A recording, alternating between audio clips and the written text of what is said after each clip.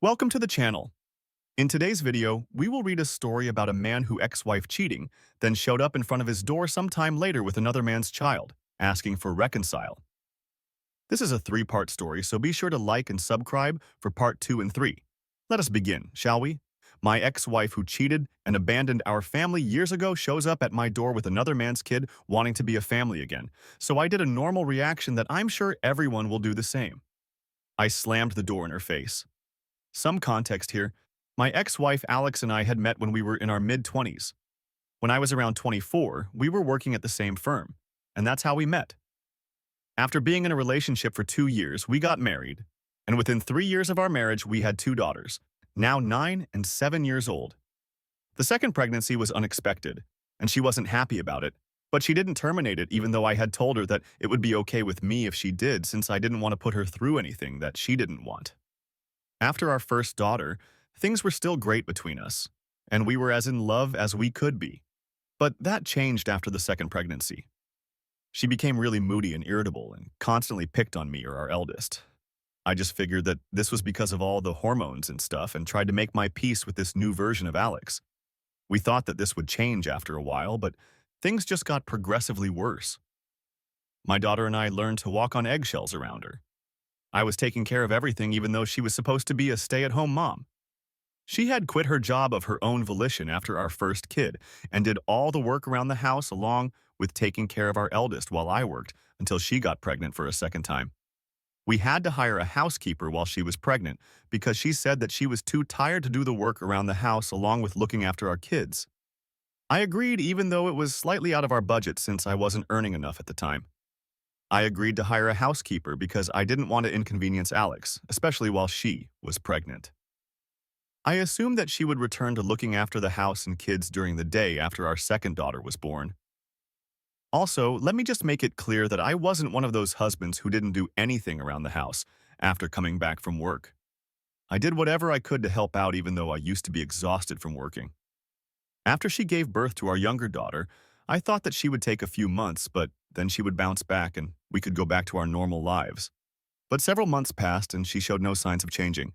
She remained just as cranky and irritable and refused to do any work around the house. She would just sit at home all day and watch television. She didn't even play with the kids or anything and would pay our neighbor to take them out to the park occasionally. I don't mean to sound resentful, but I did feel that way because I was slogging at work day and night, and she wouldn't even do the bare minimum at home.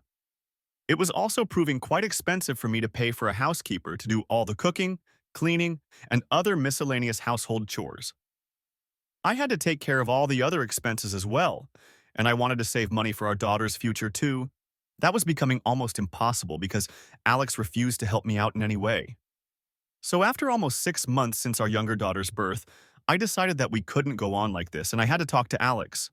I knew that this was going to be a difficult discussion, so I asked my parents to watch our daughters for one day, and they agreed. That day I sat Alex down and I told her that I knew she was tired after 2 pregnancies, but I needed her to help me out here and work with me.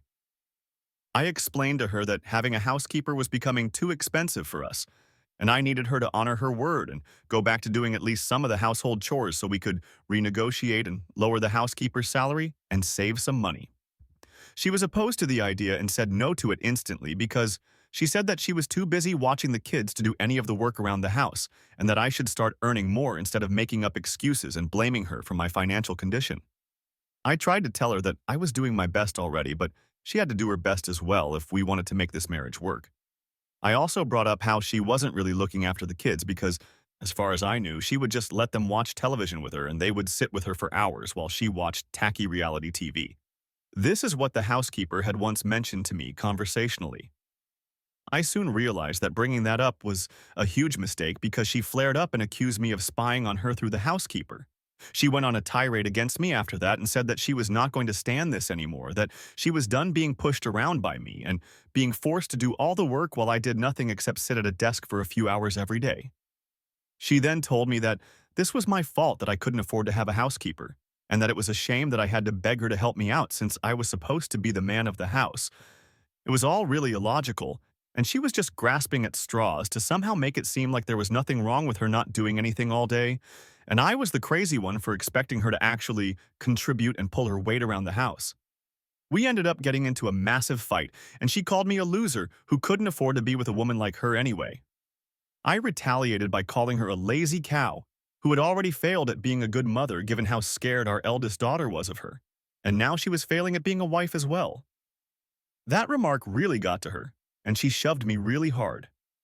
I lost my balance and fell back on the coffee table very hard, shattering the glass and hurting myself. I had to be rushed to the ER, and she kept apologizing to me and crying throughout.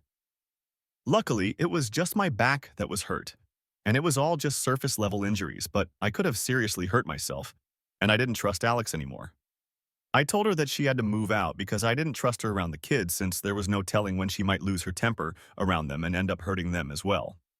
I told my parents to take care of our daughters until Alex was gone, and for a week she kept protesting and said that she would never let this happen again, but I just didn't trust her anymore. I almost filed for a divorce, but she begged me to give her a chance, and by the end of the week, we had come to the conclusion that she was going to go live with her parents for some time and undergo therapy. Only when she had been given a clean bill by a medical professional would I allow her to move back in with us. There was obviously something very wrong with her because happy people don't act that way, but she was willing to work on it and get better. I also didn't want my daughters to grow up without their mother, so I agreed not to get divorced just then and give our marriage a second shot. We were also getting marriage counseling while we were living separately, but eventually, it all turned out to be useless because she ended up cheating on me. My parents had moved in with me to help out with my daughters while Alex was living with her parents. We went to marriage counseling sessions weekly, and things seemed to be getting better for a while. I was also in touch with her therapist who told me that she had been suffering from postpartum depression, but she was getting better. One of her symptoms had been anger issues, which she didn't have before, but it got way out of control when she shoved me. And that was a wake-up call for both of us. This went on for almost a year, and around the 6-month mark I even allowed her to visit our daughters under my supervision. She was slowly becoming her old self again, and I was glad to see that. It finally felt like our situation was improving and we could actually make it work, but then all of a sudden she stopped coming to our counseling sessions without any explanation. She also stopped responding to me, but I knew that she was making progress since her therapist kept me updated. It didn't make sense to me, and for weeks I kept trying to talk to her, but she would just blow me off and say that she wanted some time to herself. Finally, after almost 3 months of her avoiding me, I decided to pay her a visit to her parents' place. That's the end of part 1 of this story. What do you think of the story right now? Let us know in the comments sections. And I will see you in the next video.